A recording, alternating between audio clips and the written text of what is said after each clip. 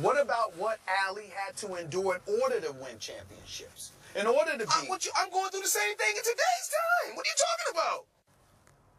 How is what you're going through, how does that equate? Explain, because I'm just curious. How does that equate? So Ali, you know, refusing to enter, to go into the Vietnam War, to represent his country in the armed services, to being ostracized throughout this country, you understand, because of it. In those times, so you're gonna say, in immediate aftermath of the civil rights era, how does that so Mayweather don't deal with screw. Oh, I think you do. I think you do. I'm just talking about comparing it to that time. I don't deal with racism every day. You don't think I deal with racism every day? Floyd, you don't think I go through this every day? Me? I think you go through it. But what I'm saying is that we do live in a different time. That's what I mean by that. We do live in a different time. And guess what? It's easier to get to. Guess what? It's different because you know why? Everyone sees it now. Back then, only a certain few could see it. Now the world sees it. Now the world sees whatever goes out. Whatever anybody write, anybody say, the world sees it. All right, Floyd Mayweather on racism. Stephen A., help me out here. He didn't really say what he actually endures. Your take on his thoughts on how he deals with racism, as does Ali. Regardless of what Floyd chooses to or fails to elaborate on when he's talking about racism, Skip, obviously when we think about what Ali went through, we lived in a different time. Sure. Obviously, he was somebody that refused to enter the Vietnam War, and you know what the residue of that impact was. But what Floyd is talking about is two-part. Number one, there was a large segment of the black populace that sided with Ali, because back in those days, even more so than today, in terms of black empowerment, in terms of the blight that existed within the black community, highlighting the overt racism that existed in our country. Ali was unapologetic about speaking to those things, and things were far more overt and far less subtle than it is today. But what Floyd is saying is that, oh, trust me, no matter how subtle it exists, no matter how much money I make, no matter how much success I've achieved, make no mistake about it, there are people out there. I experience it to this day myself. Now, you might have people that look at him, and they look at how he flosses, like you pointed out, how he throws his money around, and a lot of it, undoubtedly, he brings on himself. There's just no question about it. And then you have the situation with women, and obviously that's been well documented, and because of that, you have that segment of our population that feels the way that they feel about it, okay? But what he's also saying is this: even with all of that taken into consideration, think about what he has been able to accomplish as a black man in terms of owning his own brand, being his own boss, employing other individuals, making more money than anybody has in the history of the sport, being worth what he's worth. In that piece, he also alludes to how many athletes come up to him for his advice on how he was able to do it, because they aspire to be in control of themselves the way that he is, in terms of controlling your own destiny, because you're the boss. You see what I'm saying? And he says, you don't think that I experienced some level of racism because of that? Absolutely. And in that regard, I definitely can stomach that. That's not to eradicate or omit what Floyd brings on himself, because it's undoubtedly so.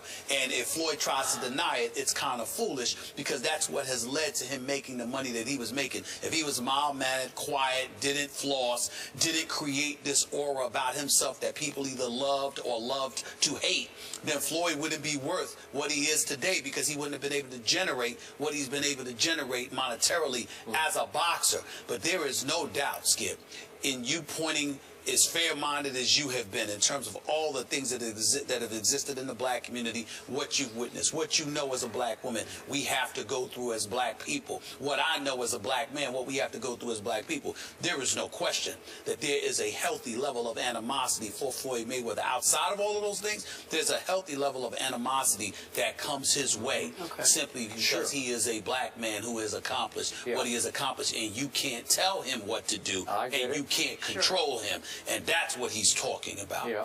By the way, his other line to you was, I'm an employer. Pacquiao is an employee. Yes, he says that all the time. I know. But that frames it for me. Okay, now back to this case in point. Do I have any idea as a white man what it feels like to walk in this young man's, this 38-year-old young man's shoes? I have no idea. Does he feel racism on a daily basis? I have no doubt that he does. And if he does, if he perceives it to be racism, Fine, good by me. Do you feel even subtle racism on a daily basis? Every day. I'm sure you do. Do you feel subtle racism, or I'm doing even subtle? Yes, maybe more overt instead of covert. Yeah. Yeah. Yes. But some people bring it on themselves more than others because of their behavior. Okay, and fine. they confuse it with racism. Get it? Yes. Respect it? Sure. Okay.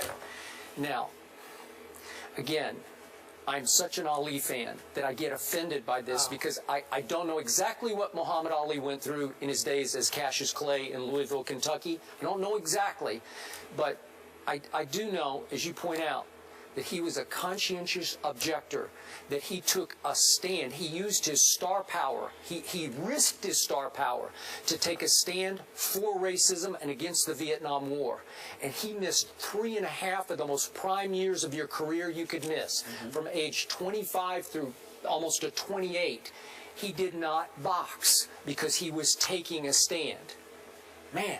At the time, a lot of people hated him for that, and he changed his name from obviously Cassius Clay to Muhammad Ali, made him an even bigger target to some people in white America. It's both the race and the religion come into play, right? Yep. Okay, so this man took an incredibly courageous stand that he got little to no credit from much of America for during these years. Then he fought all the way to the Supreme Court. 1971, he wins his case in the Supreme Court. He comes back and becomes once again an extremely successful, we both agree, the greatest boxer ever.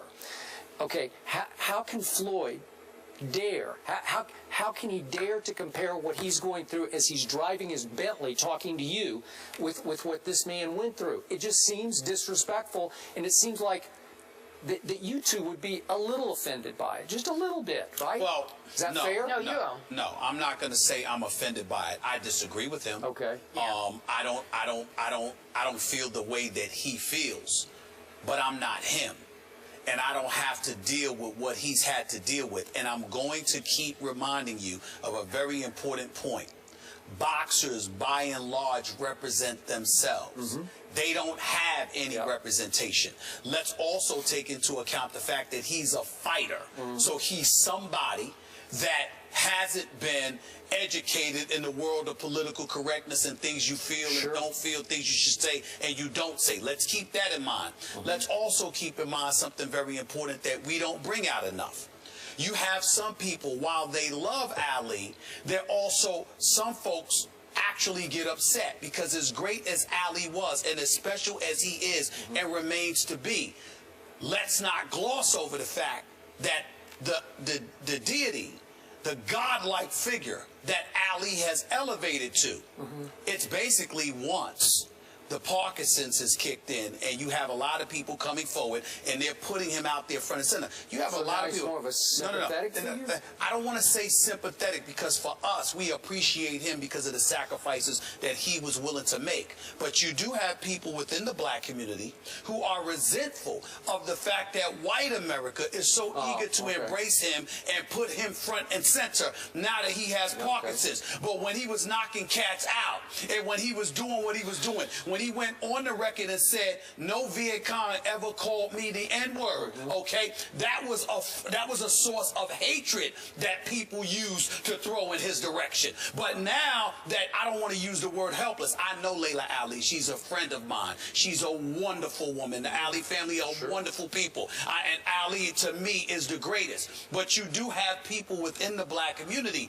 They hate the fact that at every turn, it seems like other segments of our population, not just in America, but globally, are willing to put him front and center now that he has Parkinson's. But when he wasn't suffering from that, okay, and he didn't need assistance and all of this other stuff. Oh, no. He was a source of resentment then. And it was one community who was standing up. And I'm not trying to say there were people outside of black community that didn't help Ali, because there were a lot of white folks that helped Ali too, to be fair. But by and large, he had the support of black America. And now that that stuff is over, everybody else wants to stand up and act like they loved him all along. And Floyd is saying, nah. You understand what I'm saying? I've been hated, but look at what he sacrificed. Is that what it takes to be as great as he is? It shouldn't require that. Floyd has a point there. So that point he has has a point. You disagree that course. there is no way in the world he can compare what Ali went through. No. And I said that to Floyd on several occasions. You can't compare what you went through. But what he's talking about, you're not around to see how I'm treated privately by folks I run into and the things that they say and the way that they act towards me. Some of it brought on by himself, as you mentioned. Okay, last quick point. I can't speak for the rest of the white community, but I can speak for this white guy. I was cheering Ali in 67, 68, 69 when he boxed, and I was applauding the stances. You also have been on the record to say that you felt in the minority at that time. Everybody wasn't like you. I'm not sure of that, but that's you how know that. I'm pretty sure you're right about that. All right, let's leave it there, gentlemen. Tony Romo is talking bad about the current champions. What did he say? The gentlemen give their reaction after the break.